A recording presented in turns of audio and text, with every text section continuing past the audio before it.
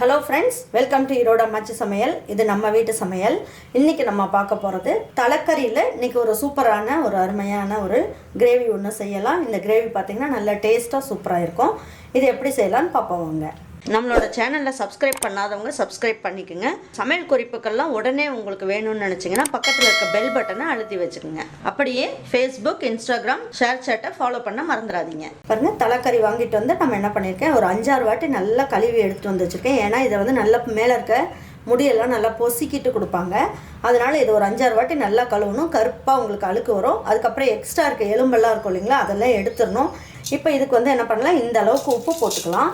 இந்த மாதிரி ஒரு 1/4 ஸ்பூன் அளவுக்கு மஞ்சள் தூளும் போட்டுக்கலாம். போட்டுட்டு இதை நல்லா பிசைஞ்சு ஒரு வாட்டி நல்லா கழுவிக்கலாம். இதை வந்து ஒரு 2-3 வாட்டி நல்லா கழுவிடலாம். பாருங்கள் இந்த மாதிரி நல்லா நீட்டாக நல்லா கழுவியாச்சு. நல்லா மஞ்சள் தூள்லாம் போட்டு இதை ஒரு 3 வாட்டி நல்லா கழுவிட்டேன். நல்லா பளிச்சுன்னு இருக்கு பாருங்கள். இது தலக்கறி அப்படின்னாலே யாரும் நம்ப மாட்டாங்க, அந்த அளவுக்கு நல்லா க்ளீனாக கழுவியாச்சு. இப்போ இதை வச்சுட்டு எப்படி வந்து நம்ம ஒரு கிரேவி தலக்கறி கிரேவி எப்படி பண்ணலான்னு பார்ப்போம் வாங்க. பாருங்கள் இந்த கிரேவி செய்யறதுக்கு ஃபஸ்ட்டு இதுக்கு ஒரு மசால் ரெடி பண்ணிக்கலாம். அதுக்கு ஒரு 2 ஸ்பூன் அளவுக்கு எண்ணெய் ஊற்றிக்கலாம்.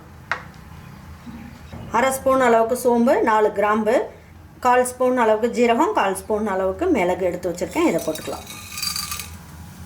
இதில் 2 பட்டை, சின்ன பீஸ் 2 பட்டை எடுத்து போட்டுக்கலாம். பாருங்கள் இதில் ஒரு இனுக்கு கருவேப்பிலை போட்டுக்கலாம். இதில் ஒரு சின்ன பீஸ் இஞ்சி போட்டுக்கலாம். ரொம்ப இஞ்சி போட வேண்டாம், தலைக்கறி அப்புறம் கசப்பு டேஸ்ட் மாதிரி வந்துடும். அதனால் சின்ன பீஸ் போட்டால் போதும். ஒரு 7 பல் பூண்டு போட்டுக்கலாம். இதெல்லாம் நல்லா வதங்கட்டும். இப்போ நம்ம என்ன பண்ணலாம், ஒரு கைப்பிடி அளவுக்கு சின்ன வெங்காயம், அதாவது ஒரு 50 கிராம் அளவுக்கு சின்ன வெங்காயத்தை போட்டுக்கலாம்.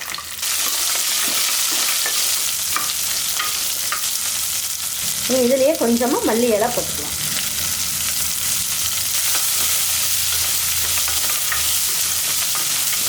இந்த அளவுக்கு வதங்கினா போதும்.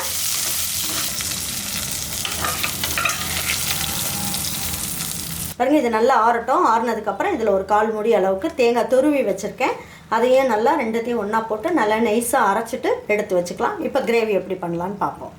இந்த கிரேவியை இந்த பாத்திரத்தில் நம்ம குக்கர்லேயே செஞ்சுக்கலாம். அப்படி செய்யும் போது நமக்கு சீக்கிரமாக வெந்துடும். இல்லைனா தலைக்கறி வேகிறதுக்கு ரொம்ப லேட் ஆகும். 1/4 ஸ்பூன் அளவுக்கு சோம்பு மட்டும் போட்டுக்கலாம். சோம்பு நல்லா பொரிஞ்சிருச்சு. ஒரு இன்ச்சு கருவேப்பிலை போட்டுக்கோங்க. ஒரு பச்சை மிளகாயை இந்த மாதிரி கட் பண்ணி எடுத்து வச்சுருக்கேன், அதையும் போட்டுக்கோங்க. பச்சை மிளகாய் நல்லா பொரிஞ்சிருச்சு. ஒரு கைப்பிடி அளவுக்கு சின்ன வெங்காயம் எடுத்து வச்சுருக்கேன், அதையும் போட்டுக்கலாம்.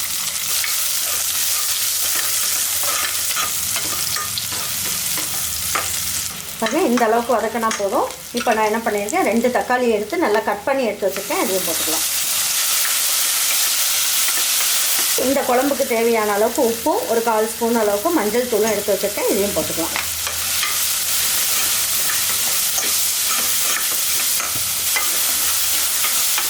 இந்த அளவுக்கு வதக்கினா போதும். இப்போ நம்ம என்ன பண்ணியிருக்கோம், தலைக்கறியை வந்து நல்லா கழுவி எடுத்து வச்சுருக்கோம் இல்லைங்களா, இதையும் போட்டுக்கலாம்.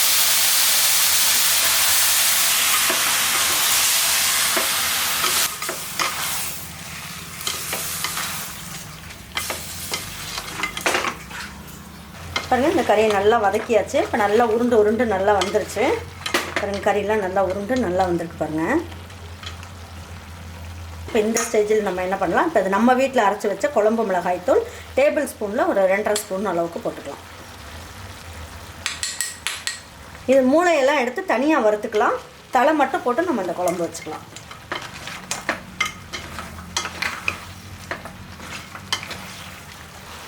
பாருங்கள் இதை வந்து இந்த அளவுக்கு நல்ல பேஸ்ட் மாதிரி நல்லா அரைச்சாச்சு. இப்போ இதையும் அதில் ஊற்றிடலாம்.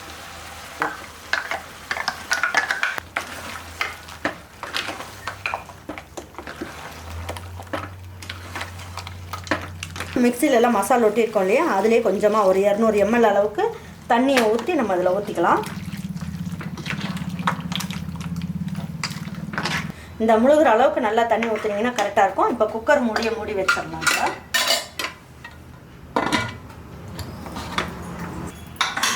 நல்லா ஒரு 8 விசில் வரைக்கும் வச்சுட்டு ஒரு 2 நிமிஷம் ஸ்லோ ஃப்ளேமில் வைங்க. வச்சுட்டு எப்படி இருக்குன்னு பார்ப்போம். ரெடி ஆகிடுச்சான்னு பார்ப்போம். ஸ்டீம்லாம் போயிடுச்சு.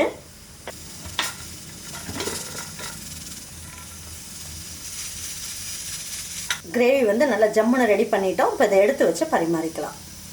ஆட்டுத்தலை கிரேவி நல்லா ஜம்முன்னு ரெடி பண்ணிட்டோம். இதே மாதிரி ஒரு கிரேவியை உங்கள் வீட்டில் இருக்கவங்களுக்குலாம் செஞ்சு கொடுங்க. செஞ்சு கொடுத்துட்டு அவங்களுக்குலாம் பிடிச்சிருக்கு அப்படின்னாங்கன்னா லைக் பண்ணுங்கள், ஷேர் பண்ணுங்கள், சப்ஸ்கிரைப் பண்ணுங்கள், மறந்துடாமல் கமெண்ட்ஸ் பண்ணுங்கள். தேங்க்யூ ஃபார் வாட்சிங் ஈரோடு அம்மாச்சி சமையல். தேங்க்யூ.